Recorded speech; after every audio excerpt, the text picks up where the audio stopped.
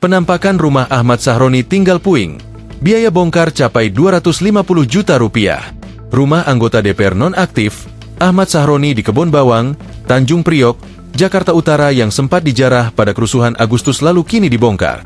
Berdasarkan pemantauan di lokasi, Jumat, 14 November 2025, terdapat 2 ekskavator warna kuning di atas puing bongkaran rumah. Kondisi rumah tersebut saat ini tinggal puing-puing berupa kayu, besi, bebatuan, dan pipa paralon kecil. Terlihat puing-puing menumpuk dan ada yang berserakan ke jalan.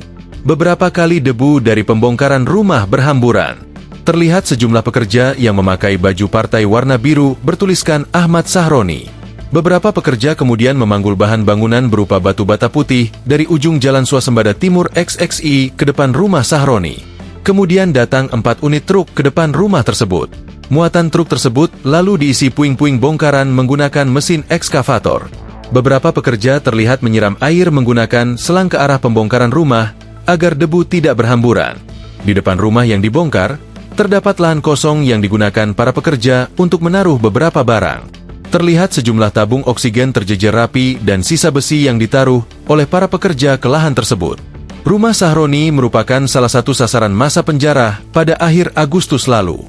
Massa tak dikenal merusak dan menjarah rumah Sahroni, mengambil barang-barang milik bendahara umum Partai Nasdem itu.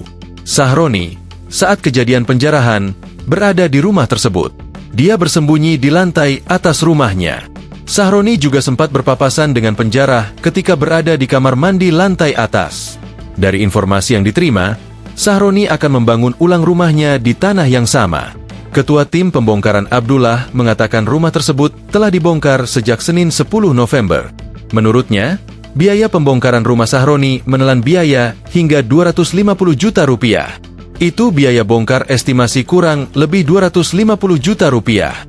Itu sudah termasuk biaya alat berat, operasional, upah tukang, biaya transportasi, dan angkutin puing-puing, kata Abdullah. Abdullah mengatakan angka tersebut didapat dari perhitungan luas bangunan yang mencapai 400 meter persegi.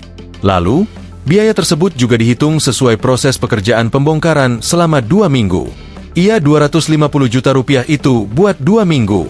Untuk luas bangunannya sekitar 400 meter, tingginya 12 meter, ada 3 lantai, ujarnya.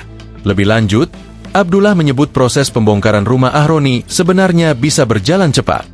Namun karena lokasi rumah yang berada di permukiman padat penduduk, proses pembongkaran dilakukan secara hati-hati agar tidak merusak rumah tetangga sekitar.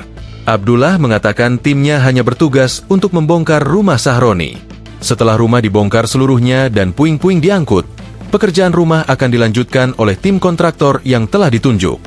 Download Tribun X sekarang, menghadirkan lokal menjadi Indonesia.